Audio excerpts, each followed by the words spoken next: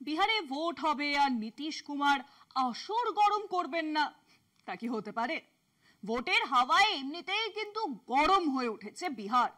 Voter তালিকার নিবিড় সংশোধনী বা এসআইআর নিয়ে চূড়ান্ত বিতর্কের পাশাপাশি পদযাত্রা চলছে রাহুল গান্ধী আর তেজস্বী যাদবের। এরই মাঝে শরিক এনডিএর কাছে যোগ্য মর্যাদা চেয়ে আবদার জুড়েছে নীতিশ কুমার। যোগ্য মর্যাদাটা ঠিক কি? সোজা কথায় বেশি আসন, যাতে বিহার বিধানসভার রাশ নীতিশের হাতেই থাকে। এই প্রথম কিন্তু নয়, এর আগেও নীতিশ কুমার এনডিএর কাছে আবদার করেছিলেন যে ভোটের আগেই মুখ্যমন্ত্রীর নাম ঘোষণা করতে হবে।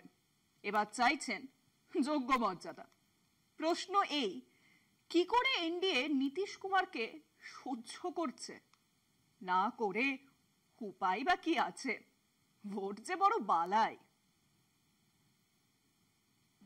নীতিশ রাজ্যে ভোটের বাদ্যি, কিন্তু সেই নীতিশ আর এনডিএর ওপরে এবার চাপ বাড়াচ্ছে বিজেপি।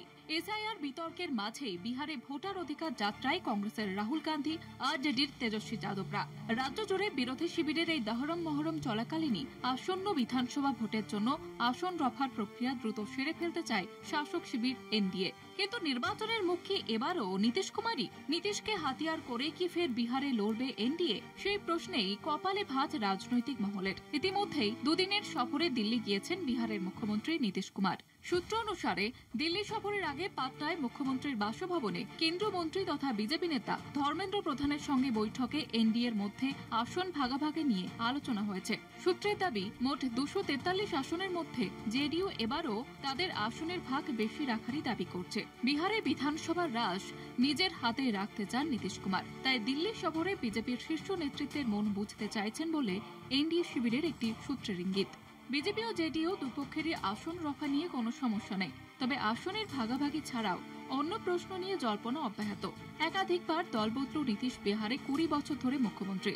এরই মধ্যে পাটনায় জেডিইউ এর সদর দপ্তরে নীতিশ পুত্র নিশান্তের ছবি দিয়ে পোস্টার নতুন জল্পনায় ইন্ধন দিয়েছে। তবে কি লালু প্রসাদের মতো নীতিশও কি তার পরিবার থেকে উত্তরসূরি বেছে নিতে চান?